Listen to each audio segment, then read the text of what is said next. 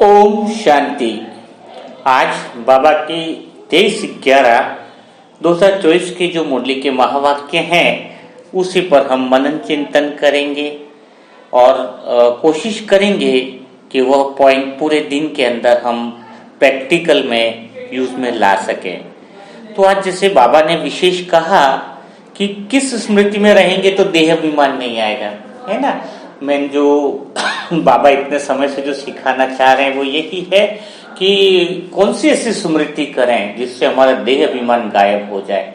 वैसे बाबा ने तो कहा है कि अगर आप अपने आप को ईश्वरीय सर्वेंट अगर समझते हैं तो कभी भी देह अभिमान नहीं आएगा। तो क्या हम अगर ईश्वरीय सर्वेंट समझे अपने आप को तो आप सभी आत्माएं क्या सोचते हो? क्या आपको देह अभिमान चला जाएगा, देह का अहंकार चला जाएगा? क्या ऐसा संभव है? तो बाबा यहाँ पर जो कहना चाह रहे हैं उसका भाव अगर अनुभव कर ले पूरे दिन के अंदर तो बहुत कुछ देह अभिमान का जो अंश है वो हमारे अंदर से खत्म हो जाएगा। देखो बाबा ने कौन सा शब्द इस्तेमाल किया है, ईश्वरीय सर्वेंट। सर्वेंट यानी समझ रहे हो ना, सर्वेंट यानी तो बिल्कुल नौकर हो गए। यानी कोई भी आत्मा चाहे कितने भी बड़े कर्म बंधन हो, कितने भी बड़े हिसाब किताब हो, अगर कर्म बंधन को कर्म सेवा के अंदर बदल देना तो फिर वो कर्म के बंधन तो कट ही जाते हैं, लेकिन सबसे क्या हो जाते हैं, प्यारे भी बन जाते हैं। तो कर्म सेवा में बदलने का अर्थ क्या, वही नौकर का भाव, सर्वेंट का भाव कि मुझे तो सबकी क्या करनी है, सेवा करनी है। थोड़ा इसको और गहराई से समझेंगे, अगर ईश्वरीय सर्वेंट समझने का वास्तविक अर्थ क्या है और वास्तव में इसको देह अभिमान के लिए या देह अभिमान को खत्म करने के लिए क्यों जरूरी है, यह बहुत ज्यादा समझना जरूरी है, क्योंकि स्वयं ऊंचे से ऊंचे भगवान के महावाक्य हैं। तो क्या है कि आज हर एक इंसान के अंदर देह अभिमान के अंदर एक चीज की ख्वाहिश होती है, क्या कि वो सभी लोग मेरी क्या करें, इज्जत करें। और इंसान जो सबसे ज्यादा डर रहा है कि कहीं मैं ऐसा न कर दूं जिससे समाज वाले लोग मेरी इज्जत उतार दें, कहीं मैं ऐसा न कर दूं जिससे मैं परिवार की नजरों में मेरी इज्जत कम हो जाए, यानी बस एक ही चीज को लेकर के बैठा हुआ रहता है, इज्जत इज्जत और इज्जत। और ये इज्जत जो है ना वो देह अभिमान का जो है वो बिल्कुल सांकेतिक है कि वो कभी आत्मा अपने आप को समझ ही नहीं सकता, जिसको इज्जत इज्जत चाहिए, इज्जत से डरता है कि कोई मेरी बेइज्जती ना कर दे, है ना। और आज सारे ज्यादातर जो काम है पाप कर्म भी हो रहे हैं वो उसी डर के कारण हो रहे हैं कि मेरी इज्जत बनी रहे, मेरी इज्जत मुझे मिलती रहे। तो भगवान ने आज कितनी अच्छी बात कही है, अगर इंसान के अंदर इज्जत का डर खत्म हो जाए, और डर कैसे खत्म होगा, जैसे देह अभिमान क्या कहता है कि मुझे इज्जत चाहिए, और आत्मिक स्थिति क्या कहती है, आत्मा स्वयं जो आत्मिक स्थिति में जो इंसान होगा वो क्या कहेगा कि उसको इज्जत की परवाह नहीं होगी, है ना। क्योंकि पता है कि जो लोग इज्जत आज दे रहे हैं कल वही लोग क्या करते हैं, ब्लैकमेल करते हैं। यानी कोई लोग आपने देखा हो, कोई लोग आपसे बहुत रेस्पेक्ट कर रहे, बहुत इज्जत कर रहे, वो अपने कई सारे काम आपसे निकलवाते रहेंगे, और निकलवाते इसलिए रहेंगे नहीं तो फिर वो आपको इज्जत देना बंद कर देंगे, आपको भी डर लगेगा। और प्लस वो इज्जत दे रहा है तो इज्जत देने का, इज्जत लेने का अर्थ क्या है, एक तरह से ब्लैकमेल का काम कर रहे हैं, समझ। तो भगवान यहाँ पर क्या कहते हैं कि अगर तुम इज्जत की ख्वाहिश, इज्जत की तमन्ना रखते हो तो यानी वो देह अभिमान का पूरा रूप है, और कल इसी इज्जत के चक्कर में तुम परेशान ही रहने वाले हो। तो हमें फिर सोचना क्या है, करना क्या है। जैसे अगर मैं आत्मा सोचूं भाई मैं तो सर्वेंट हूं, मैं तो नौकर हूं, तुम मेरी इज्जत क्या करोगे, पर मैं तो छोटा ही हूं। यानी जब कोई इंसान पहले से बोले भाई मैं तो गिरा हुआ ही हूं, तुम ऊंचे हो, तो फिर तो खत्म ही होगी, सारी बात ही खत्म होगी, है। तो जो इज्जत देने वाले हैं, जो अपने को ब्लैकमेल कर सकते हैं, जो अपने को फंसा सकते हैं, जो अपने को मोहमाया में डाल सकते हैं, सारी बात वहीं पर खत्म हो जाती है। भाई मैं तो पहले से नीचे हूं, गिरा हो, तुम मुझे क्या गिराओगे। यानी मैं तो तुम्हारा नौकर हूं, तुम्हारी सेवा के लिए आया हूं, भगवान के कार्य में सुख शांति आनंद और प्रेम देने के लिए आया हूं। और सेवा कौन कर सकता है, सेवा वही व्यक्ति कर सकता है जिसके अंदर इतना नम्र चित्त भाव हो, इतना नम्र चित्त भाव हो कि उसको किसी चीज का अहंकार अहंकार वाला व्यक्ति तो झुकने को ही तैयार नहीं होता है। और जिसके अंदर नम्र चित्त वाला व्यक्ति है ना, वो कभी किसी को छोटा बड़ा इज्जत की परवाह नहीं करता है। ऐसे भी अपन देखते हैं ना, मदर टेरेसा देखो कितनी गलियों में ऐसे लोग थे, उनकी सेवा करी उन्होंने कि जिसको कोई टच भी करना पसंद नहीं करता। उसके पास बैठे तो उनको लगता था कि हमारी इज्जत नहीं चली जाए, यहाँ पर हम बैठेंगे गंदगी में। तो देखो एक बात हमेशा ध्यान रखना, जब अच्छा काम करते हैं ना तो ये तो समझ ही लोग तो बिल्कुल अच्छा काम करे तो इज्जत तो मिलनी ही नहीं है।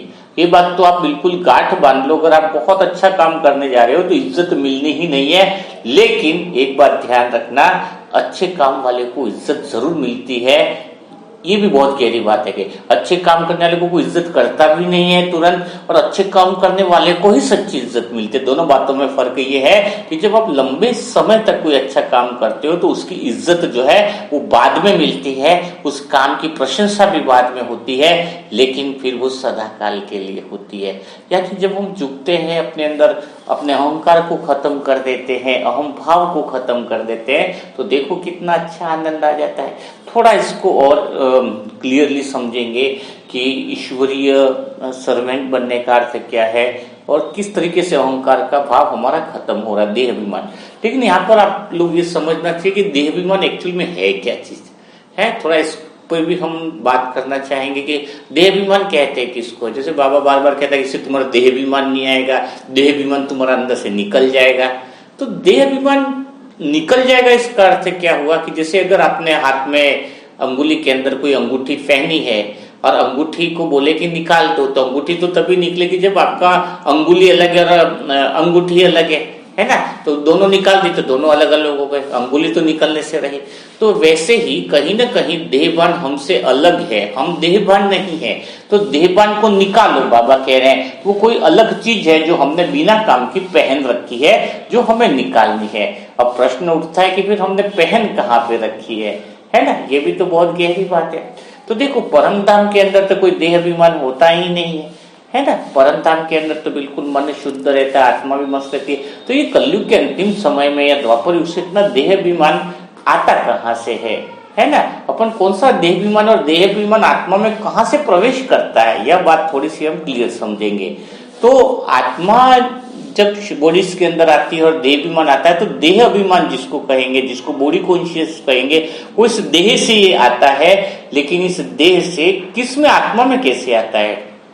तो आत्मा का अपना जो मन है उसको देह अभिमान, बॉडी कॉन्शियस जो मन जो है, मन को अपने प्रभाव में ले लेता है। बॉडी कॉन्शियस देह अभिमान है, वो अपने प्रभाव में लेने पर मन पे मानो ये सोच लो कि देह अभिमान की परत चढ़ जाती है और अपना मन भी वही कहने लगता है कि बस क्या है, मैं तो शरीर हूं और मुझे बहुत कुछ काम करना है, बहुत इच्छाएं पूरी करनी है। कामनाओं की एक परत सी मन के ऊपर चढ़ जाती है।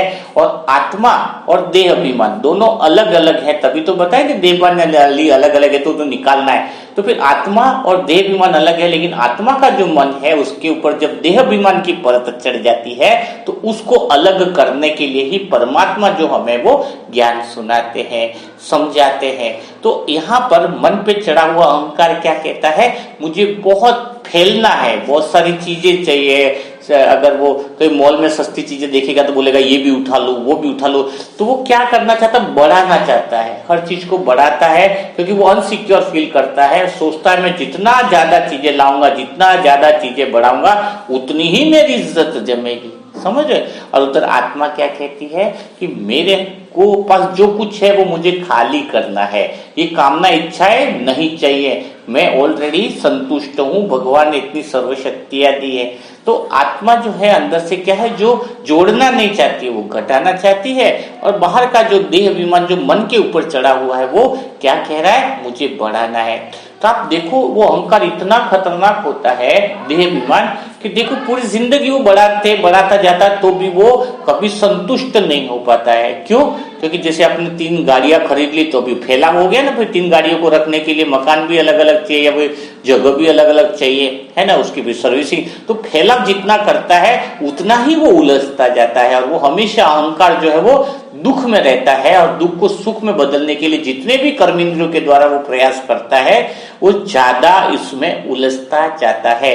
तभी तो आपने देखा कि बुढ़ा इंसान जो होता है उसके अंदर भी जो अहंकार है मतलब फैलने की इच्छा, मतलब संतुष्ट नहीं होता, वो कहता और बढ़ाओ। बुजुर्ग होने पर भी उसके अंदर जो इच्छा है वो तीव्र होती है, मैं इसको और बढ़ाऊं और फैलाऊं और फैलाऊं।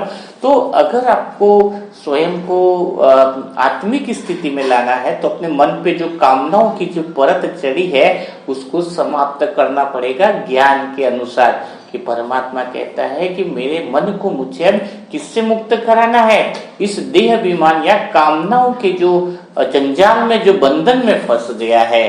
तो मेरे मन को मुझे कामनाओं से मुक्त कराना है, और तभी मन क्या है, सच्ची शांति और आनंद अनुभव कर सकता है। क्योंकि मन में जब अहंकार अपनी कामनाएं जो है वो मन को अपने वश में करके, चाहे वो सोफा सेट लाए चाहे कार लाए, तो मन में तो सोफा सेट बढ़ने से रहे, मन में तो कार बढ़ने से रहे। तो मन को तो ओरिजिनल में सच्ची शांति चाहिए, वो तो अपनी आत्मा के अंदर ही अपने पास ही है। तो मन का जो है वो अहंकार की तरफ न जा करके मन जो है, मन आज जो मैं शरीर हूं कह रहा है, देह अभिमान ने जो वश में कर लिया, तभी मन क्या बोलेगा ओरिजिनल में कि मैं आत्मा हूं, मैं पावरफुल आत्मा हूं, मैं शक्तिशाली आत्मा हूं, मैं बाप समान सब दृष्टि द्वारा सबको प्यार देने वाली आत्मा हूं, पवित्रता के सिंहासन पर बैठने वाली आत्मा हूं, मैं आत्मा विशेष पूज्य आत्मा हूं। जब उस तरीके से मन के अंदर आत्म अभिमान की स्थिति आने लग जाती है तो वह देह अभिमान खत्म होने लगता है। मानो ऐसे लगता है कि देह अभिमान कभी अपना था ही नहीं।